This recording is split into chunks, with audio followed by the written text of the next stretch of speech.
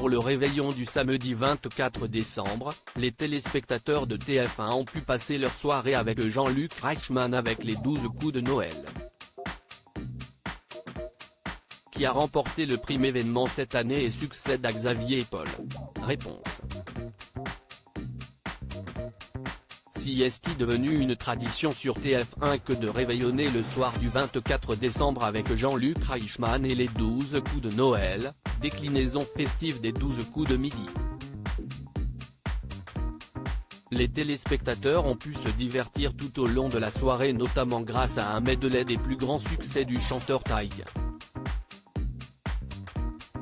La chef cuisinière Hélène Darroze est venue présenter sa bûche de Noël à l'Armagnac et toute la promo 2022 de la Star Academy s'est retrouvée pour interpréter leur tube Ne partez pas sans moi. Les deux chefs d'équipe Michel Bernier et Florent Père ont dû s'essayer à une décoration rapide d'un sapin de Noël, qui a causé une chute assez impressionnante de Jean-Luc Reichmann. Les 12 coups de Noël, 6 mètres de midi en compétition mais malgré tous ses aspects festifs, la compétition était bien présente pour sacrer l'équipe gagnante et connaître les successeurs de Xavier et Paul Elrarat qui s'étaient imposés l'année dernière. L'équipe de Michel Bernier était constituée de Stéphane, Blandine et Bruno. Florent Père était lui épaulé par Timothée, Sylvie et Eric. Après la première manche, c'est l'équipe de Michel Bernier qui avait le moins de points. L'humoriste a donc dû choisir 2 membres de son équipe pour s'affronter.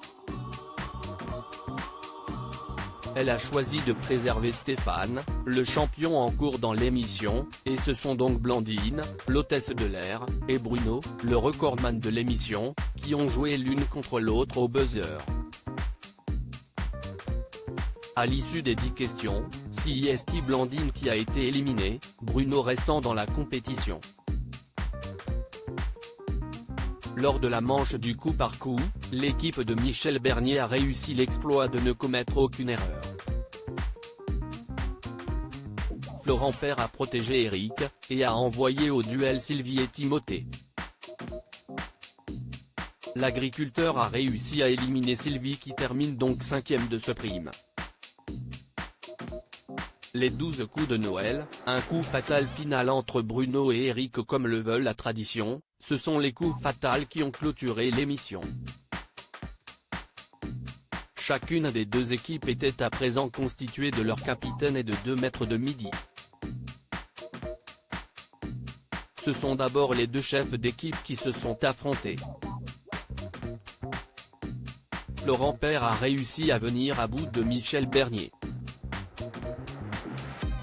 Timothée et Stéphane ont enchaîné, et c'est Timothée qui a vaincu celui qui est toujours en compétition.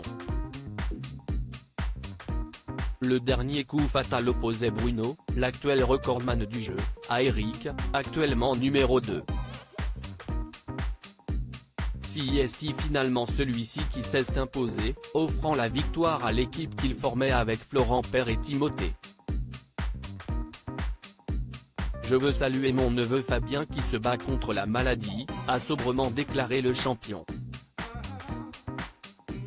À lire aussi les 12 coups de midi, Stéphane fond en larmes en évoquant le décès de son père face à Daniel Guichard.